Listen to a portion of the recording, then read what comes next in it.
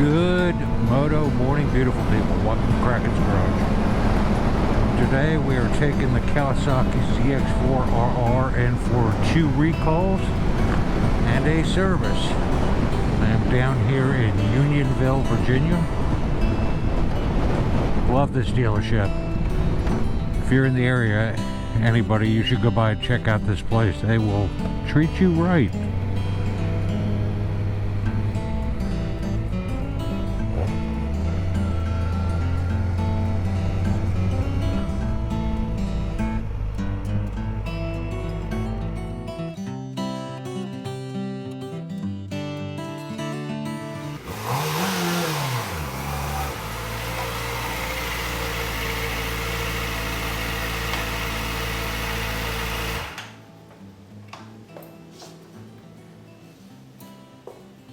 On today's episode, we're going to talk about 2 recalls on my 2023 ZX4RR, plus the first service I had done and the cost involved and how did that go with my local Kawasaki dealership, plus one shout out at the end. I hope you stick around to find out who we shout out this week as we try to help the moto vlog community one video at a time. Village Motorsports in Unionville, Virginia. I'll post their address and phone number up here.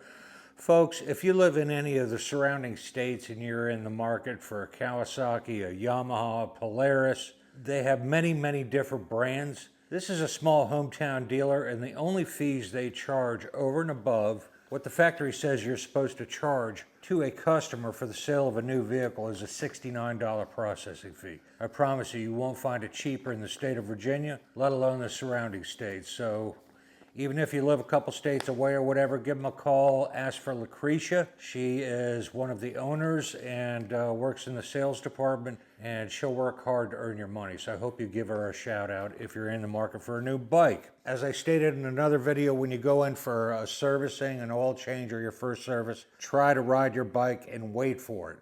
Why? Because the bike has got to be up to engine operating temperature. Otherwise, the oil cooler on the bike does not open up, and you wind up with dirty oil in the oil cooler if the tech does not take it out and run it for a solid 10-15 minutes to warm up the oil to open up the valves on the oil cooler. So that's why I do that.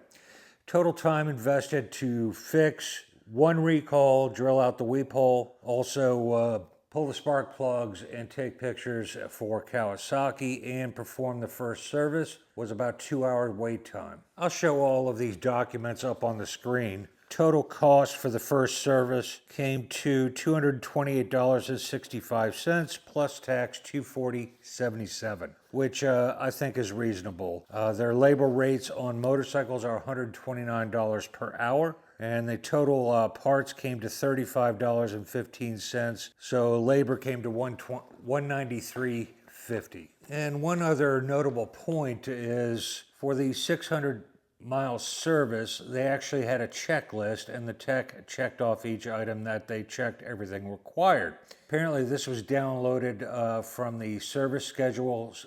Service Manager Pro, which is their internal software with the manufacturer, in this case Kawasaki. I'll post all of these pages up here, but to me it gives me peace of mind that the tech went through and checked every one of these items, and it's a 4-page document.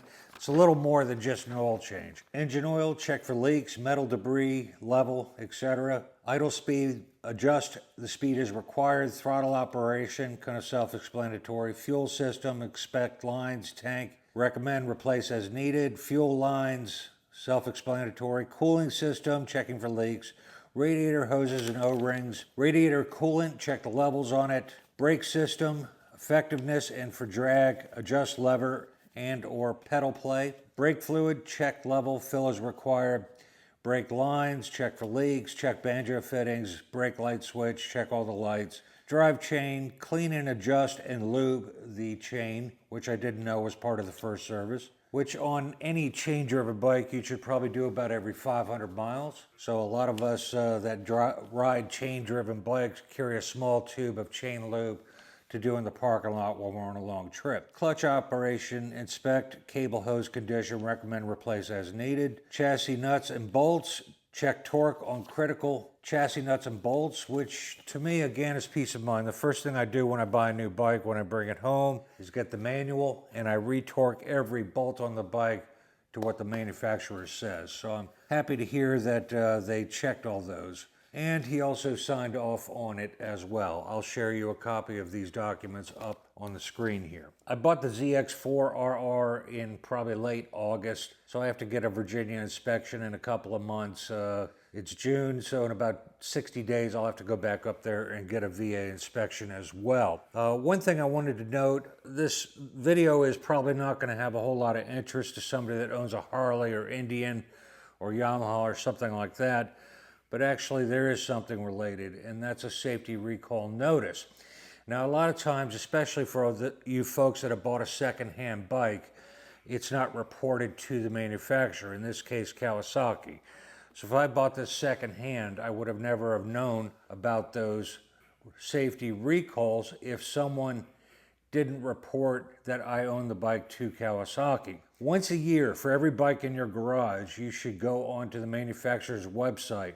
Most of them, if not all of them, have a VIN search number, a vehicle identification VIN search, where you can just plug in your VIN number of your bike, brap, it spits out if there's any recalls or any safety notices on your bike. That is on you to stay on top of that. As the first owner of the bike, Kawasaki is going to stay in touch with me, but I still check all my bikes, even my 10-year-old Vespa. So my Harley is on 3 years old and the other Harley is on 5 years old.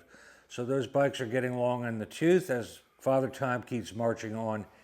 Check them every year. Look up your VIN and make sure you're not putting yourself in harm's way. That's my advice and pro tip for you today. And you know what time it is. This week's shout out goes to Thailand on a Harley Davidson. It's a very unusual couple. John and Lorna just purchased a brand new Harley Davidson Ultra Limited, and their intro on their community page pretty much speaks volumes for their channel. Welcome, we are John and Lorna, a retired couple, both over 65, formerly from the Gold Coast of Australia.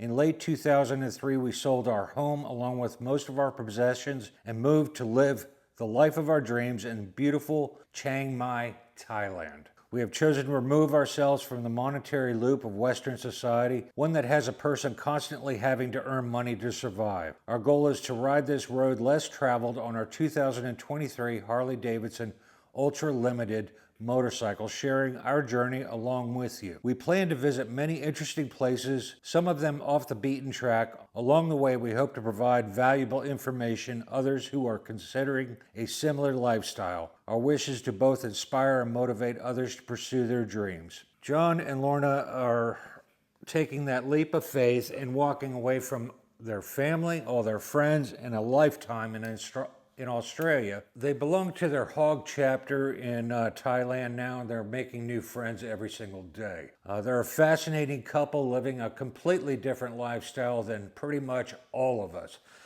They just started their YouTube channel about 6 months ago. They have 553 subs and they have 32 videos out. They just had a tip on their brand new bike and John injured his foot. I hope you go by and check them out and find out what happened with the tip over on the bike. And if you decide you subscribe and like the channel, please let them know that Kraken sent you. With that, remember folks, go riding because it's good for you, and I'll see you in the next one. Peace. All right.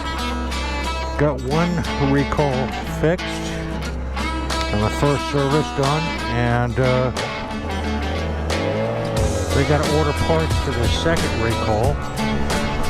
I'll show you the recalls up here on the screen when I'm back in the garage, and we'll talk about what needed to be done.